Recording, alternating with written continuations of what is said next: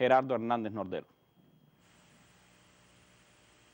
Mr. Hernandez, I know there has been a lot of concern about your treatment in prison and the time you spent a while ago in solitary confinement. Can you describe for me how you are being treated now, what the conditions are for you in prison?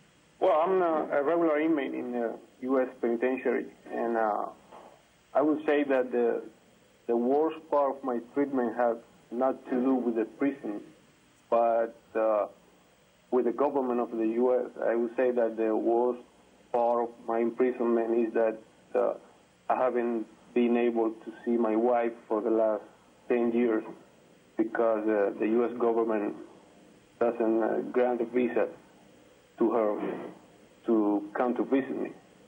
That's one of the things, and I would say that for the rest of the things, you know, it's a prison, and I am an inmate like every other, and it's not hard to, I mean, it's not easy to be an inmate, but I'm doing all right.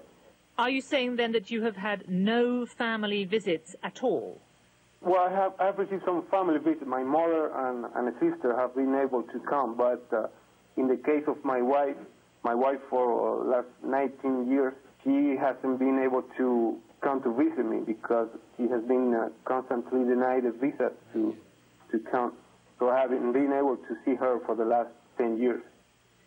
You were convicted on a number of counts, including one of them was trying to obtain U.S. military secrets by trying to infiltrate a base, and for acting as an unregistered agent for a foreign government. Can you explain to us what you were doing in Florida in the first place?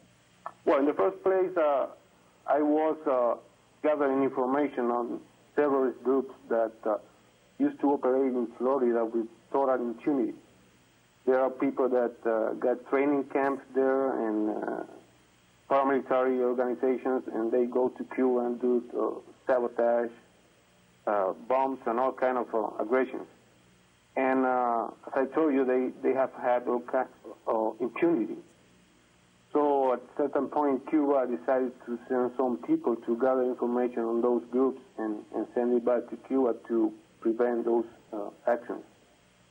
And in 1998, Cuba passed to the FBI some information regarding those groups, hoping that the FBI would do something against them. And unfortunately, what they did was arresting the people that had gathered that information. For the military part, I was charged with a conspiracy to commit espionage. And that was because there wasn't espionage at all. In our trial that lasted 7 months, there were 3-4 retired generals from the U.S. Army who testified that there was nothing related to espionage in this case. But since the trial was in Miami and we couldn't have a fair trial, we were found guilty. But I reiterate that it was conspiracy because the government say, oh, wait a minute, all right, they didn't commit espionage, but they would have tried to commit it sometime. So that's conspiracy to commit espionage. But not a single piece of secret information, nothing related to the national security of the U.S. was gathered or transmitted. But you do acknowledge that you were working as an agent for a foreign government, and in one of your defense statements, you do say that you were working with false documents, false identity documents. Yes, I do acknowledge that, yes. But that's quite a serious thing to have been doing then, isn't it? Yeah, it is, but there is something called necessity defense that says that if in order to prevent a wrongdoing and in order to prevent crime, you have to violate the law. You can't understand that. In my case, yes, I have fake ID. I was working for the foreign government, but not to affect the U.S. interests, but to defend Cuban interests, to defend the Cuban people from terrorism. And the crime you were trying to stop, what exactly were they, the crimes? Could you repeat that, please? You say you were acting to try to stop crimes against Cuba. What kind of crimes? Give me an example. Well, for example, in 1997, a bomb exploded in a Cuban hotel and killed Fabio Di Sermo, an Italian tourist. And in 1976, as you know, a bomb exploded in a Cuban airplane and killed 73 people. And that's only two examples of terrorist acts committed against Cuba.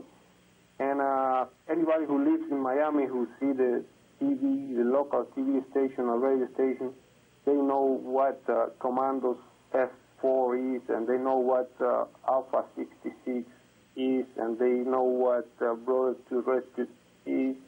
And what are those? Can you explain to me what are those names? Yes, they are used to be called paramilitary groups. I call it terrorist groups. They got training camps in the Everglades.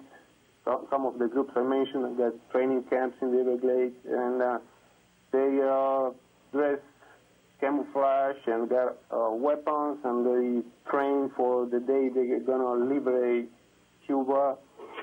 And they used to go to Cuban boats and fire at Cuban buildings, and they try to organize an intern sabotage and all kind of action. That is public record. You check the Miami newspapers, you can see that. You can see that they get in a boat and go to Cuba and do some shootings, and they go back and are received like heroes. And they, for example, in our trial, we are presenting some witnesses. We subpoenaed the Coast Guard and subpoenaed the FBI, and we presented the evidence of the impunity that these people have. We asked, for example, to a Coast Guard official, it is true that this day you intercepted a boat that was heading to Cuba with some weapons and explosives. Yes, it is true. It is true that you just seized the illegal weapons and freed the guys. Yes. Why? Well, because they said that they were fishing lobsters. Something like that happened in our trial, and it's not a single case. There is a long record of terrorist aggressions against my country. So the Cuban people have the right to defend themselves against terrorist actions. Hopefully the U.S. government and the U.S. authorities will do something, because they say they have a war against terrorists, but how come you're going to allow those terrorists to operate freely in Miami?